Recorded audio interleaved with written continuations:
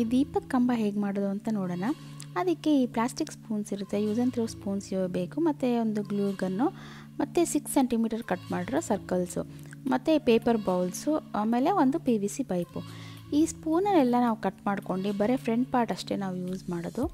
ಇದನ್ನೆಲ್ಲದು cut ಮಾಡಿ ಅದನ್ನು ನಾವು ಒಂದೊಂದೇ ಆ ಕಾರ್ಡ್ಬೋರ್ಡ್ ಸರ್ಕಲ್ಗೆ ಸ್ಟಿಕ್ ಮಾಡ್ತಾ ಬರಬೇಕು. ಹಾಟ್ ಗ್ಲೂಯಿಂದ ಈ ಥರ ಫುಲ್ಲು ಸರ್ಕಲ್ ಫ್ಲವರ್ ಥರ ಸ್ಟಿಕ್ ಮಾಡಿ 1 ಇಲ್ಲ 2 ಲೇಯರ್ ನಾವು ಸ್ಟಿಕ್ ಮಾಡ್ಬೋದು.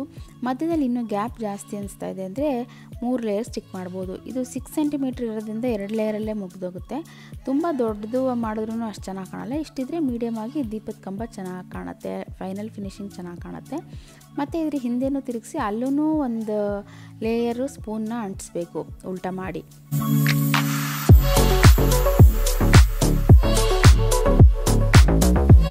ನೋಡಿ ಹೀಗೆ ಕಾಣುತ್ತೆ.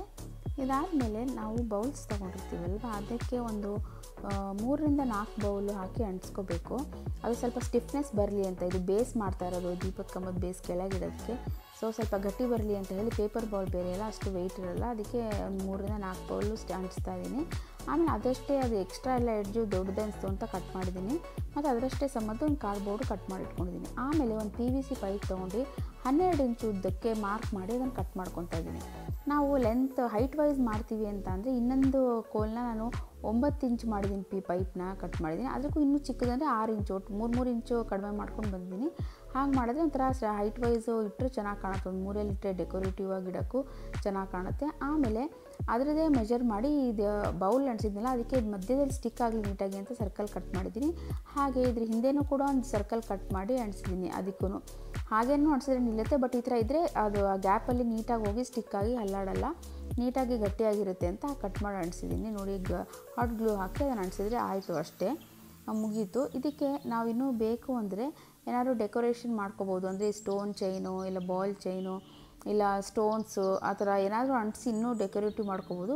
ಬಟ್ ನಾನೊಂದು ಸ್ವಲ್ಪ ಮೆಟಾಲಿಕ್ ಥರ ಕಾಣಲಿ ಅಂತ ಹೇಳಿ, ಸಿಂಪಲ್ಲಾಗೇ ಇರಲಿ ಅಂತ ಹೇಳಿ ಅದಕ್ಕೆ ಹೀಗೆ ಬಿಟ್ಟಿದ್ದೀನಿ, ಪ್ಲೇನ್ ಬಿಟ್ಟಿದ್ದೀನಿ.